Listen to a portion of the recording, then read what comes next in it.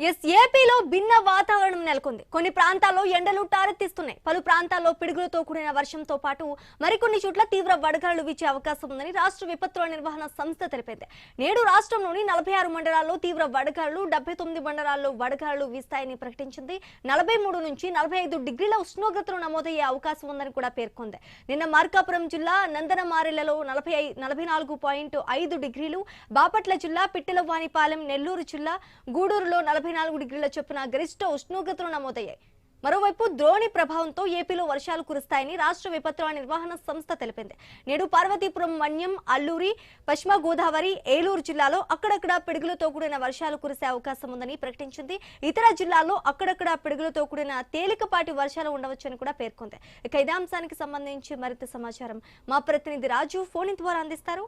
రాజు, good morning Sreeja. ఏదైతే రాష్ట్రంలో భిన్న వాతావరణం కొనసాగుతుంది, ఒకవైపు రికార్డు స్థాయిలో ఉష్ణోగ్రతలు నమోదవుతూనే మరోవైపు కొన్ని ప్రాంతాల్లో అయితే ఈదురుగాలులతో కూడినటువంటి పిడుగులతో కూడినటువంటి వర్షాలు కూడా పడుతున్న పరిస్థితి కనిపిస్తుంది. ఈ భిన్నమైనటువంటి వాతావరణంలో ప్రజలైతే తీవ్ర ఇబ్బందులకైతే ఎదుర్కొన్న పరిస్థితి కనిపిస్తుంది.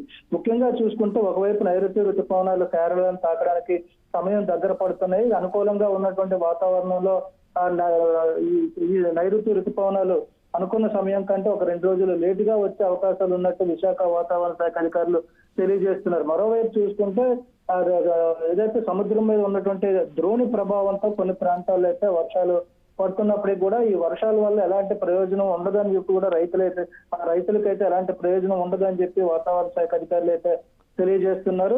ప్రస్తుతం ఎల్నీలో పరిస్థితులు కొనసాగుతున్న నేపథ్యంలో ఉష్ణోగ్రతలు మరింత కొనసాగే అవకాశాలు ఉన్నాయి. రికార్డు స్థాయిలో ఉష్ణోగ్రతలు పెరిగే అవకాశాలు కూడా ఉన్నాయని చెప్పి కూడా వాతావరణ శాఖ అధికారులు హెచ్చరికలు జారీ చేస్తూ ప్రజలను అయితే అప్రమత్తం చేయడం జరుగుతుంది. మరికొన్ని ప్రాంతాలు అంటే దక్షిణ కోస్తా, ఉత్తర కోస్తా జిల్లాల్లో కొన్ని ప్రాంతాల్లో అయితే చెదురుమదురుగా వర్షాలు పడే అవకాశాలు ఉన్నట్టు కూడా ప్రకటనలు జారీ చేస్తుంది. ముఖ్యంగా చూసుకుంటే శ్రీకాకుళం, విజయనగరం, అల్లూరి సీతారామరాజు, పార్వతీపురం, మన్యం జిల్లా, అనకాపల్లితో పాటు పశ్చిమ గోదావరిలో కొన్ని ప్రాంతాల్లో అయితే ఈదురుగాలులతో కూడినటువంటి వర్షాలు పడే అవకాశాలు ఉన్నట్టయితే ఇప్పటికే సూచన చేసింది. మరోవైపు ఏదైతే నైరుతి ఋతుపవనాల రాక కూడా కొంత ఆలస్యం అవుతున్నప్పటికీ కూడా మరో 2 రోజుల్లో ఋతుపవనాలు వచ్చే అవకాశాలు ఉన్న నేపథ్యంలో వర్షపాతం కూడా కొంచెం పెరిగే అవకాశాలు ఉన్నట్టుగా అయితే తెలుస్తుంది. అయినప్పటికీ పగటి ఉష్ణోగ్రతలు అయితే మాత్రం తీవ్ర స్థాయిలో ఉండే అవకాశాలు ఉన్న నేపథ్యంలో ప్రజలు అప్రమత్తంగా ఉండాలని చెప్పి కూడా విశాఖ తుఫాను హెచ్చరికల కేంద్రం అయితే